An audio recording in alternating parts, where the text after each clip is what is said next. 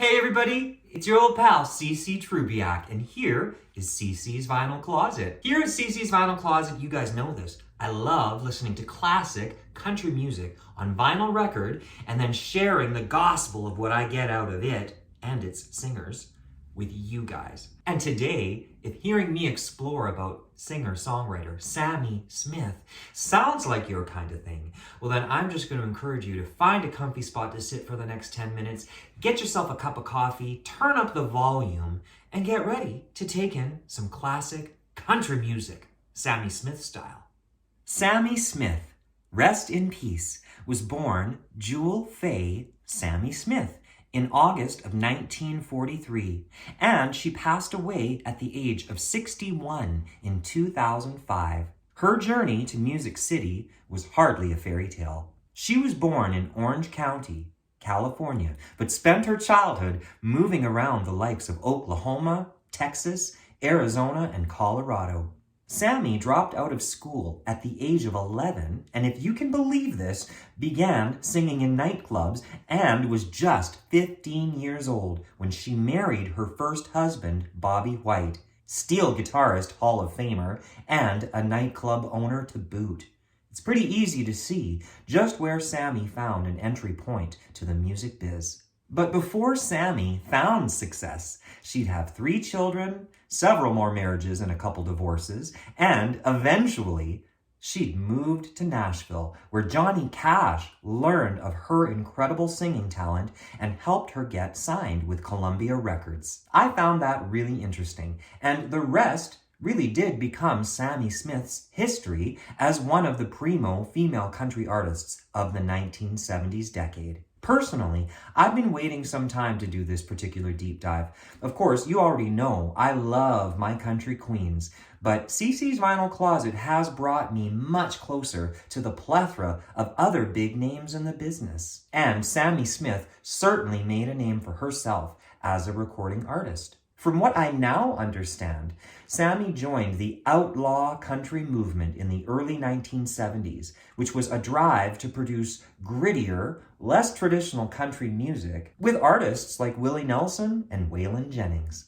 Here are the basic stats on Sammi Smith's recordings. Between 1970 and 1991, she released a total of 13 studio albums, and in my own personal collection, I've got 2.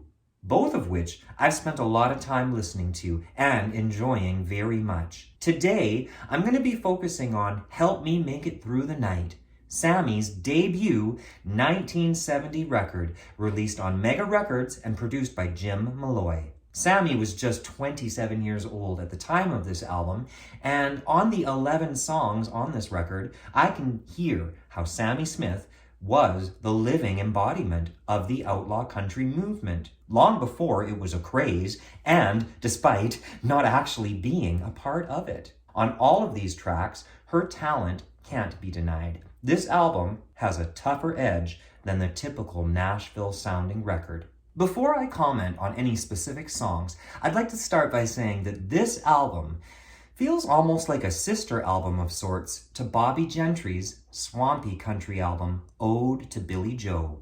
There's themes of lost love, desire, budding womanhood. All of these roll through these songs in a fashion worth listening to the entirety back to back. And like Bobby Gentry, Sammi sounds right at home surrounded by guitars, violins, and bass. Now get this, the label she was on, Mega Records, was a small independent label.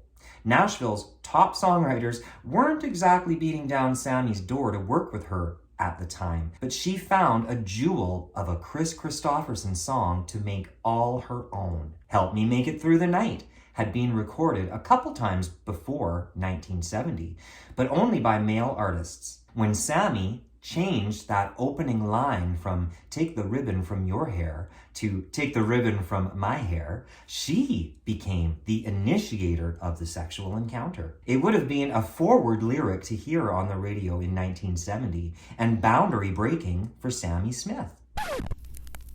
Take the ribbon from my hair, shake it loose and let it fall, laying soft against your skin. like the shadows on the wall. Come and lay down by my side till the early moonlight. All I'm taking is your time. Help me make it through the night. I don't care what's right or wrong, and I don't try to understand. Let the devil take tomorrow. Lord, tonight I need a friend. Yesterday is dead and gone, and tomorrow's out of sight. And it's sad to be alone. Help me make it through the night. It has always been a favorite of mine, and it stirred up a controversy apparently, while also reaching the top of the charts. This signature song of Sammi's went to #1 on the country Billboard charts, and it won Sammi a Country Music Association Award for Single of the Year and a Grammy for Best Female Country Vocal Performance in 1972. That hit song was not the only Kristofferson song to make the album. She also does an exquisite cover of Sunday Mornin' Comin' Down that showcases Sammi's smoky, bitter-sounding singing style that reflected her own life's hardships and broken dreams. On the Sunday morning sidewalk, wishing, Lord, that I was stoned, 'cause there's something in a Sunday makes a body feel alone. And there's nothing short of dying half as lonesome as the sound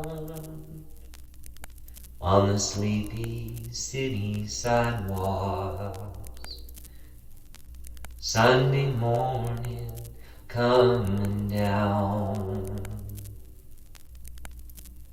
Highly recommend all of these tunes, and if it wasn't enough, Kris Kristofferson wrote his praises to her on the back side of this incredible album.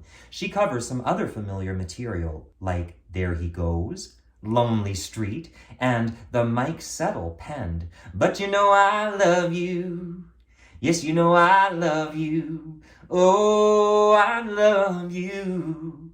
There's an air of darkness within some of these selections too, though. Take, for instance, the album's opening track, Saunders Ferry Lane, written by Jeanette Tooley and Gene Whitehead. This is a rather haunting, sleepy song describing a day alone in Saunders Ferry Lane, where nothing moves and the grass is dead and the laughter's gone. Please listen to Sammi's version. Raindrops mingle with the leaves that tumble to the ground as I find myself to the spot where we once lay. But the grass is dead, the laughter's gone, and the birds have flown away. It's awful cold in Saunders Ferry Lane. Awful cold in Saunders Ferry Lane. The gentle arms that held me and made me want tomorrow now are gone. We found so much comfort in the way we loved each other. Then the angels came as quietly as the dawn. Standing by the water in the icy winter wind, I find no present comfort for my pain. with no gentle arms to hold me now. I know there's nothing worse than a day alone in Saunders Ferry Lane. A day alone in Saunders Ferry Lane. Not only can I recommend this record to you, I encourage that folks add it to their playlists. I read that Sammi toured with Waylon Jennings and appeared at Willie Nelson's 4th of July picnics and became a fixture of the outlaw scene. Waylon Jennings even nicknamed her Hero Girl, which is pretty cool. Sammi would go on to record more, tour more, before moving into retirement from the industry, and instead moving on to the San Carlos Apache Reservation in Arizona, where she adopted 3 Native American children. Sammi's mother was Apache, and Sammi became increasingly involved in Indian causes. Her affiliation with the Southwest was crucial to her outlaw identification. Sammi Smith was a singular artist, someone that I believe was a part of the creation of atmospheric and progressive country music.